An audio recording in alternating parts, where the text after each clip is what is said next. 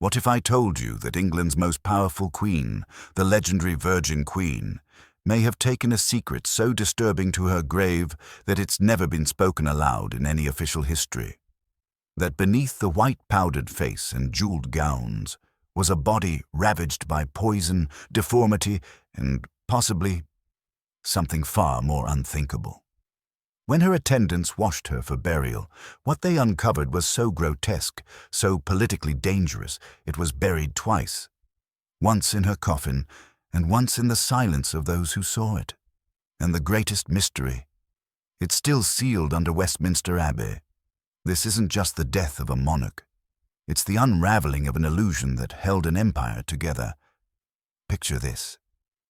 The year is 1603. The once mighty Queen Elizabeth IV, England's Gloriana, the Virgin Queen who ruled an empire, now lies motionless in a darkened chamber at Richmond Palace. Heavy velvet curtains block the morning sun. Candles flicker, casting long shadows over the polished floor. Her body is draped in royal crimson, but her face, once painted with theatrical grace, has collapsed into a pale, waxy mask. Her lips are cracked. Her once fiery eyes now stare into nothing. The attending physicians approach cautiously. Officially, no autopsy has been ordered. Monarchs are not dissected like commoners, but rumors are already swirling through the court.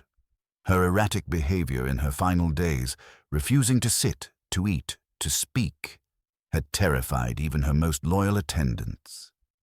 Some whispered madness.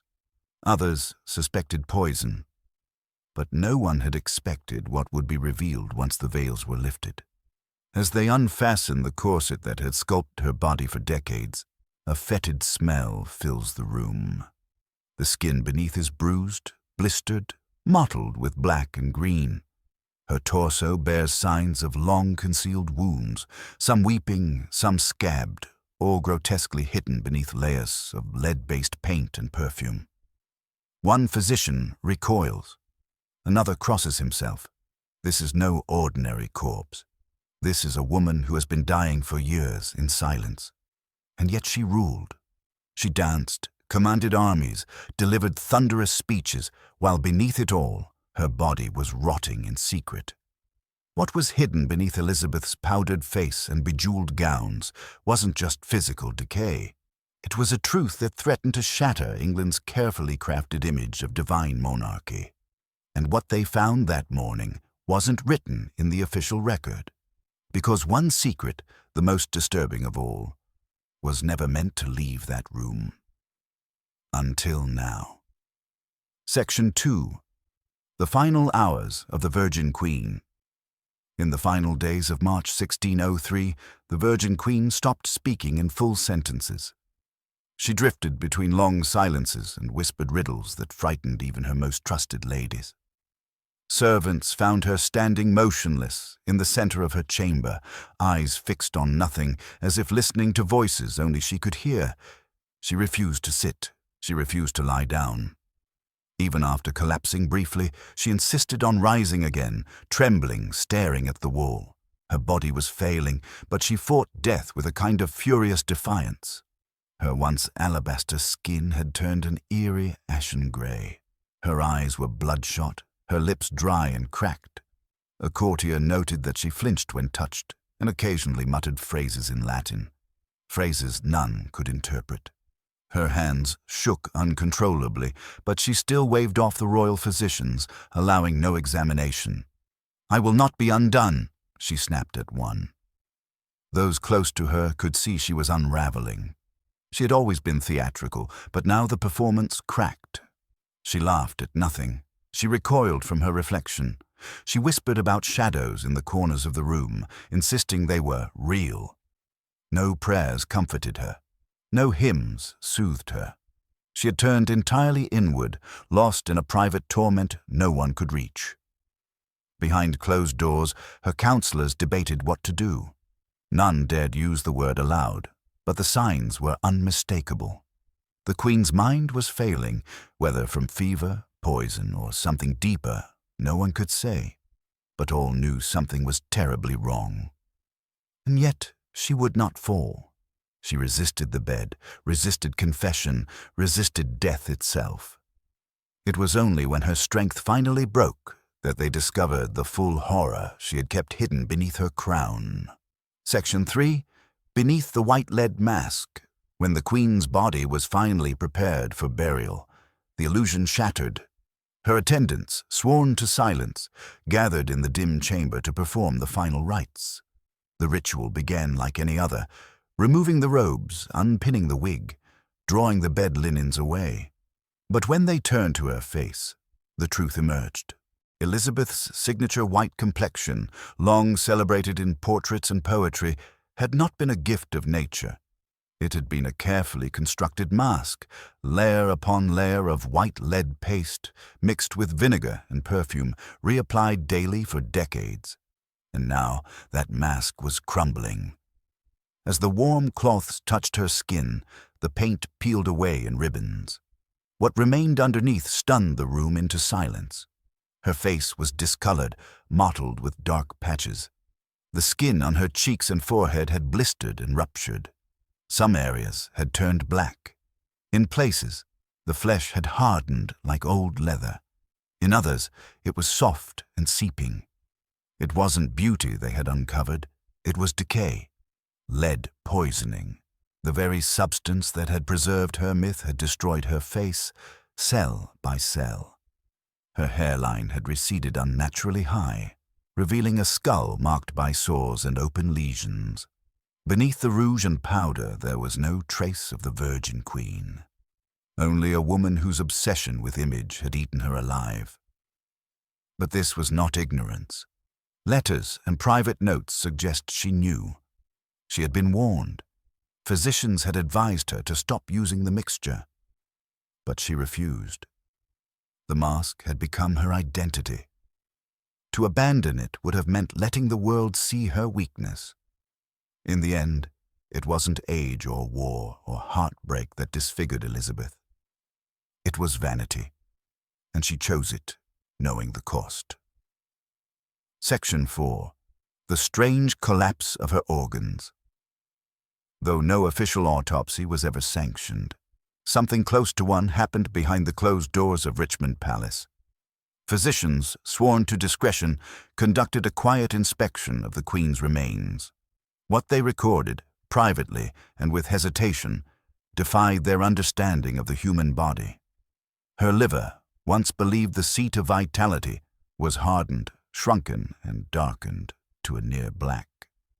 The kidneys, similarly degraded, felt like stone beneath their gloves. One physician described them as burnt parchment, thin, brittle, and useless. When the abdominal cavity was opened, a strange odor filled the room. Not the typical scent of death, but something chemical, metallic. It stung the nostrils. Pooling near the base of her spine was a viscous, dark fluid unlike anything they had encountered. Thick, tar-like, almost gelatinous, it clung to the surrounding tissue. One physician attempted to scoop it into a vial for further study, but the substance clung to his gloves, resisting containment. They had no name for it, only guesses. Some attributed it to black bile, one of the 4 humors believed to govern the body. Others called it the rot within. But modern analysis paints a different picture. Lead poisoning. Years of absorbing toxic metals through her cosmetics, her medicines, even her drinking vessels, had slowly corroded her organs from the inside out. Without modern diagnostics, the physicians could not connect the decay to its cause. They saw the effects: withered organs, strange fluids, unnatural stiffness, but lacked the language to explain them. They called it a wasting of the royal core.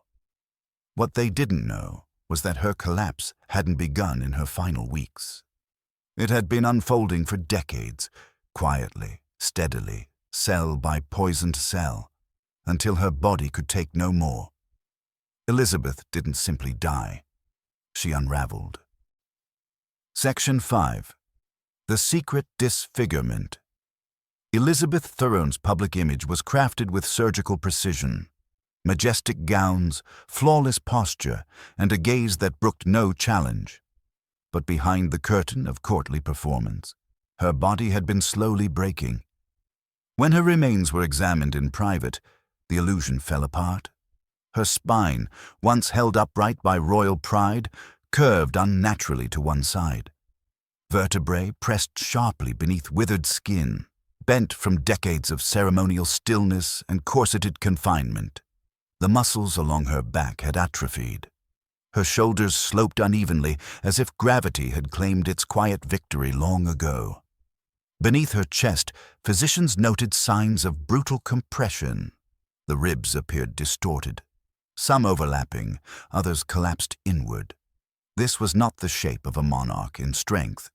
It was the body of a woman bound daily by iron stays and lace, squeezed into armor meant to project youth long after it had fled. But it was the growth that disturbed them most. Near her left breast, just beneath the collarbone, they found a swollen mass, soft, ulcerated, and oozing.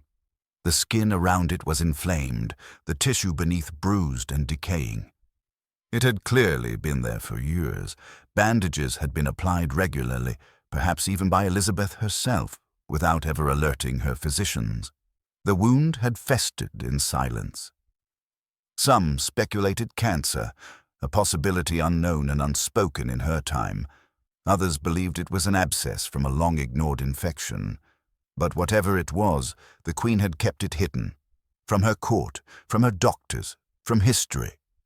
Why she concealed it is no mystery. A blemish on the body was a blemish on the crown, and Elizabeth had spent a lifetime proving she was more than mortal. But beneath the silks and symbols, she had always been flesh. And the flesh had been failing. Section 6. The Mummified Womb. She was called the Virgin Queen, a title wrapped in power, sacrifice, and myth. But in death, the very organ that defined that legend became the most unsettling part of her legacy. During the secret post-mortem inspection, one detail emerged that was so strange, so symbolically loaded, that some historians later dismissed it as poetic exaggeration. A physician reportedly described her uterus as withered to parchment, dry, collapsed, and almost indistinguishable from the surrounding tissue. No blood vessels, no softness, no trace of reproductive vitality, just a shriveled remnant, like an old scroll too brittle to unroll. To 17th-century minds, it was confirmation of divine chastity. But modern analysis offers another, far more clinical possibility. Elizabeth may have suffered from a lifelong endocrine disorder, perhaps Turner syndrome or malarianogenesis, conditions that affect female development, menstruation, and fertility. Others suggest premature ovarian failure or a pituitary imbalance, undiagnosed and untreated in an era with no concept of hormones. Throughout her reign, whispers followed her. No pregnancies, no visible menstruation, no scandalous slips. She joked often of her marriage to England, but behind the political theatre was a silence few dared question. Perhaps it wasn't a choice at all. Perhaps her body made the decision for her. Some court records note extended illnesses during her youth, including periods of unexplained weakness and sudden fevers. These could have masked early signs of hormonal imbalance, and if her womb had truly shriveled in life, as it appeared in death, it might explain much more than her virginity. It might explain her pain, her rages, her refusal to be seen undressed, her obsession with youth and control.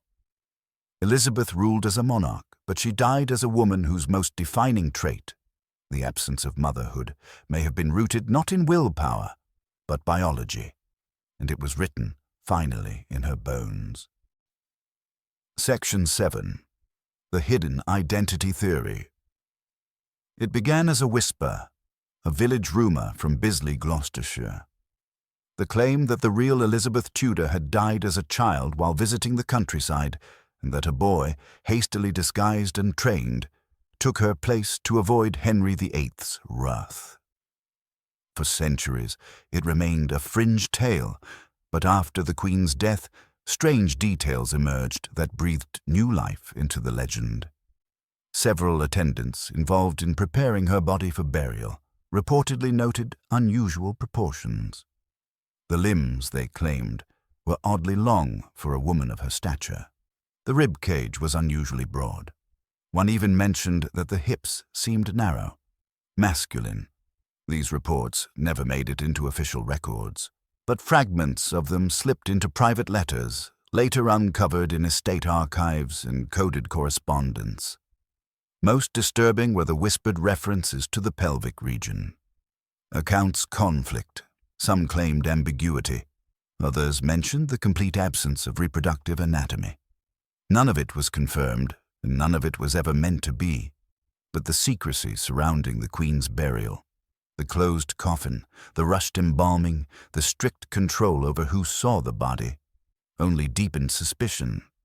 Historians largely reject the Bisley Boy theory as fantasy, a folk tale warped by time and anti-royalist sentiment.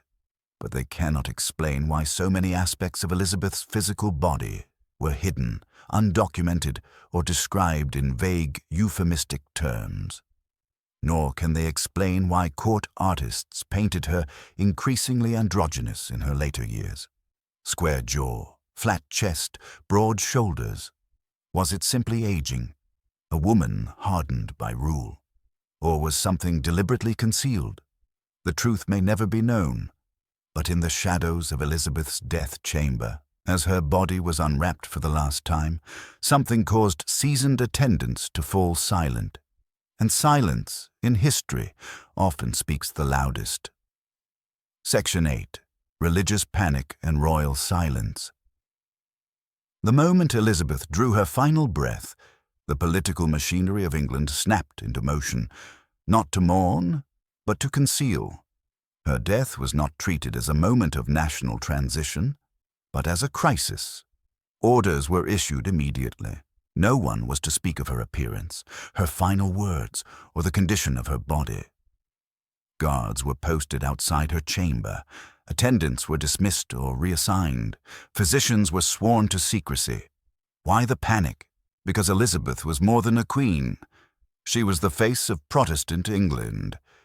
For 45 years, she had been the bulwark against Catholic resurgence, the embodiment of divine favor.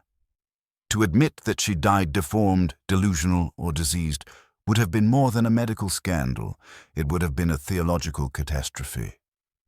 If her body showed signs of God's disapproval, madness, unnatural growths, poisoned blood, it could be interpreted as a sign that her reign was cursed. Catholic enemies at home and abroad would seize on the symbolism, and worse, it could weaken the fragile legitimacy of the Protestant crown, just as James VI of Scotland prepared to inherit it. So silence became doctrine. There would be no autopsy, no public mourning, no dramatic eulogies. Her body was embalmed in haste, sealed in a lead-lined coffin and hidden beneath layers of ceremony that said nothing about the woman inside. The funeral procession was deliberately muted. Religious leaders were instructed to speak only of her triumphs, not her suffering.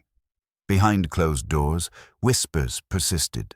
But publicly, the Virgin Queen had died as she had lived, perfect, untouchable, chosen by God.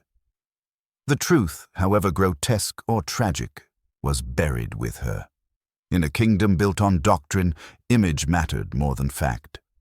And in Elizabeth's final hour, the crown chose myth over medicine. Section 9. Modern forensics reconstruct the Queen's centuries after Elizabeth III's death. Her secrets continue to resist the light. Yet modern science has chipped away at the myth. Without access to her remains, still sealed beneath Westminster Abbey, researchers turn to what was left behind. Portraits, clothing, medical reports, and effigies. What they found paints a stark picture of suffering hidden beneath sovereign grandeur. X-ray and CT scans of the life-sized funeral effigy, sculpted from a death mask, reveal subtle but telling asymmetries. A slanted jaw, uneven shoulders, a neck that tilts unnaturally to the left. Combined with court accounts and visual records, these details suggest chronic spinal misalignment, likely scoliosis, exacerbated by decades of tight corsetry and the weight of ceremonial garments. Her garments, preserved in museums, tell their own story. The bodices are impossibly narrow, the waistlines extreme. Pressure points along the seams show signs of strain, not just from wear, but from forcing a failing body into an image of youth and power. Combined with lead absorption from her cosmetics, historians believe she endured chronic migraines, nausea, organ pain, and neurological damage for years, possibly decades. Chemical analysis of surviving cosmetics confirmed what physicians once feared. Her signature white paint contained dangerous concentrations of lead carbonate. Prolonged use would have thinned her skin, corroded her flesh, and entered her bloodstream, attacking her kidneys, liver, and brain. Still, the core mystery remains sealed. Despite requests from medical historians, the Church has refused any formal exhumation. No DNA samples, no direct scans. Her tomb remains untouched, guarded not by stone but by centuries of reverence and fear. We know more about her pain now than anyone did in her lifetime. But the final answers, her bones, her blood, the truth beneath the crown, remain buried. By design and by decree. Section 10. The secret buried with her for over 4 centuries, one final rumor has refused to die. It whispers through academic halls, flickers in obscure letters, and haunts the silence of sealed archives. That in the final moments of her life, Elizabeth I confessed something so devastating, so foundationally shattering, it was erased from the record and buried with her. Some say it was illness, a terminal condition she'd hidden for decades, revealed only when the pain became unbearable. Others believe it was genetic, a congenital defect, a hormonal disorder, or a chromosomal anomaly that explained her infertility, her refusal to marry, and the anatomical mysteries whispered about during the secret post-mortem. But the most persistent theory is darker still, that her entire identity was a carefully maintained deception. That the child who emerged from the tower after Anne Boleyn's execution was not the same one born at Greenwich. That the woman who ruled for 45 years may not have been born female at all.